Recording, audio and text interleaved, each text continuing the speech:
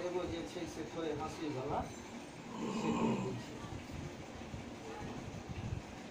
गामक जिंदगी मनमौजी छल भूमि बड़का बान, मीता संग आमक रखवारी, मीता संग आमक रखवारी, बैसी ऊंच मचान।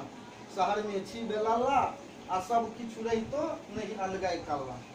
मन पड़े अछि बड़का कलम करियम्बा सन आम, तेलिया गाछी गुल जामुन आ मैया गाछक लताम, मुदा पेटक लाचारी छोड़े लग दुनिया। मन उबिया भागी के जैतौ सुंदर अपन गांव, संगी साथी बचल नहीं कियो गामो पड़ल वीरान। नौकरी के मारा मारी आ करत के खेती, मनी मारी शहरे में रहब नेना गुटका के आस, आ पढ़त लिखत तो आगू बढ़त वह छी अगला चास। कोनो नहीं हंसी ठट्ठा आ बैसलिए अपने बीमारी के कारण। सुबह से शाम तक घूमि घूमि के छानी दिल्ली के खाट, आ मोती मिलत या कंकर से तो होयत जेहन भाग। कोनो नहीं अपन जोर आ विधने लगेता।